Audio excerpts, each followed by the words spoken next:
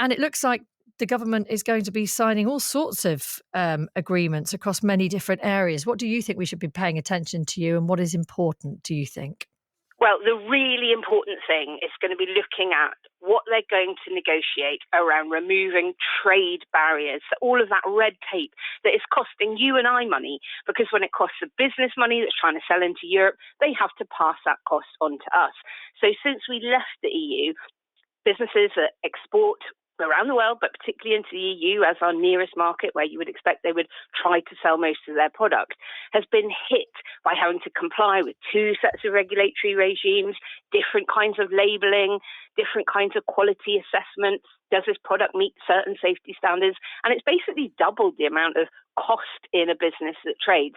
So what I'm really looking out for is what the government and the EU intend to do to remove all of that. But there is huge concern and understandable concern about whether we sign up to some kind of dynamic alignment, i.e. basically following the EU's rules in certain sectors ad infinitum. And that, for people who voted for independence from the European Union, is understandably a problem.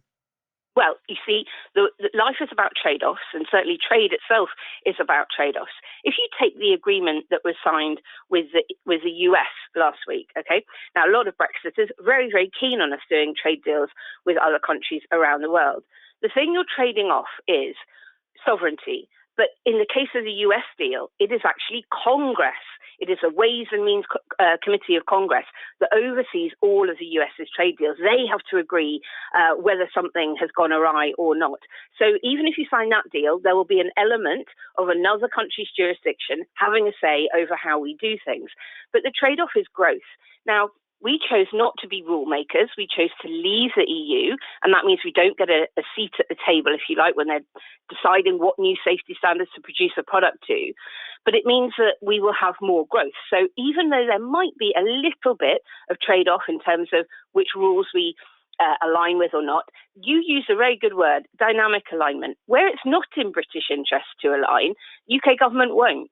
So this is about saying where the EU have got really high standards that we are very happy to produce to, we'll follow them. Where we think that we can do it better, we won't. And that is the key thing about not rejoining. Whenever anyone talks about growth with some kind of certainty, I'm always cautious. That certainly will be the hope of this government. What about signing away fishing rights to appease the French? Some people understandably concerned about that, not least people in the fishing industry. I will just pick you up very quickly on the growth aspect, because at Best for Britain, we published through Frontier Economics an assessment of what growth could look like under various different types of deal. And the really important thing about removing trade barriers and doing that beneficial alignment on goods is the growth comes outside of London and the southeast. It disproportionately impacts areas that have fishing within their communities, up in the northeast, but also West Midlands and Yorkshire. But on the fishing point, if I have heard anything over the last 3 years that I've been working on the lead up to this summit from the fishing industry, it's you could give us access to every drop of fishing water around the world. If we can't then sell that fish because of those trade barriers into our nearest market, it's pointless to us. So I hope what the government will have negotiated with the EU today is about making sure that the fish that does get caught can actually be sold into the EU and not rot at the border. And it's also worth pointing out that most of the fish that the UK fisheries catch isn't eaten by us. We don't eat the kinds of fish that we then sell on into the EU. We import. We're a net importer of the fish that we eat. All the shellfish and so on, yeah. There is, I think, concern across the board around the youth mobility scheme. The idea in principle of young people being able to travel freely and work freely sounds fine. But actually, if you're extending that until people are the age of 30, if you're giving them 4 years, don't you then put pressures on the employment market in this country? Pressures in terms of pushing up wages, for example, limiting job availability for people within that crucial age category in this country? I'll just challenge the first thing you said, because there aren't major concerns. Because we polled this at a constituency level at Best for Britain, and even in Clacton, now Nigel Farage's seat, you've got majority support for a 4-year youth mobility scheme, and for every year that shorter support goes up. people across the country get it.